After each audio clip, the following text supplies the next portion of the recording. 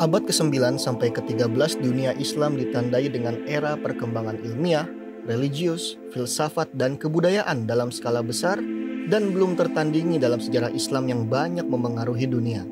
Setelah melihat bangkit dari gersangnya gurun di Jazirah Arab, peradaban dan kebudayaan Islam sekarang meliputi banyak budaya, agama, dan tradisi intelektual yang beragam, mulai dari Spanyol hingga India.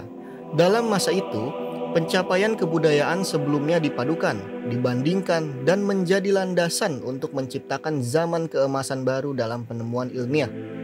Tak ada tempat lain di dunia ini yang mampu memadukan begitu beragam orang, dilengkapi banyaknya intelektual beriringan kearifan lokal.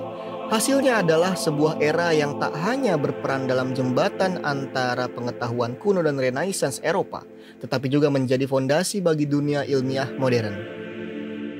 The Islamic Golden Age.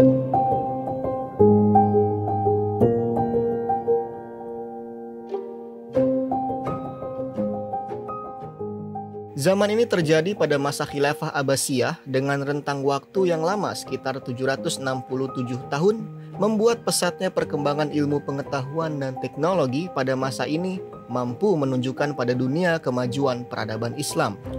Selayaknya pikiran Khalifah Abbasiyah yang ketujuh, Khalifah Al-Ma'mun, masyarakat ideal masa depan hanya bisa diwujudkan melalui ilmu pengetahuan dan rasionalisme. Untuk mencapainya, berbagai bidang pengetahuan yang ada di seluruh kejayaan harus dikumpulkan di satu lokasi terpusat.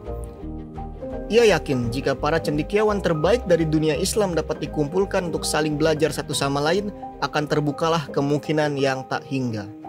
Dari buah pikir itu, berdirilah sebuah institut pendidikan di Baghdad yang dikenal dengan nama Baitul Hikmah, perpustakaan dan pusat penerjemahan di masa Khalifah Abbasiyah, yang juga di masa itu dianggap sebagai pusat intelektual dan keilmuan pada masa zaman keemasan Islam atau the Islamic Golden Age.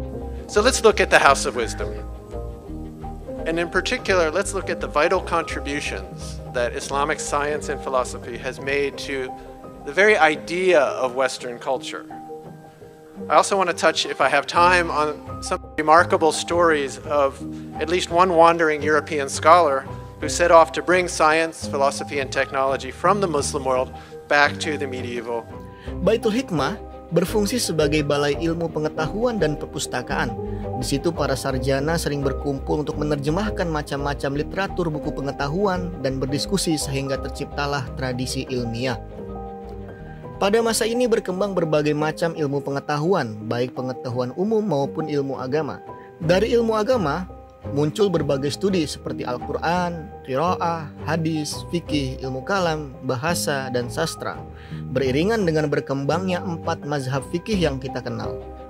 Di samping itu, berkembang pula ilmu-ilmu umum seperti ilmu filsafat, logika, metafisik, matematika, alam, geometri, aritmetika, mekanika, astronomi, kedokteran, kimia, dan lain sebagainya.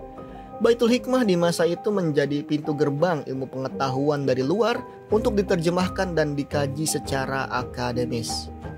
Dari Baitul Hikmah inilah peradaban Islam bisa menjadi pionir sekaligus membuktikan kepada dunia bahwa ilmu menjadi indikator kemajuan zaman.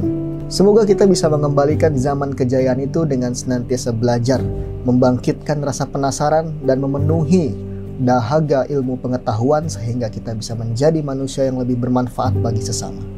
Sekian, terima kasih. Wabillahi taufiq wal hidayah. Wassalamualaikum warahmatullahi wabarakatuh.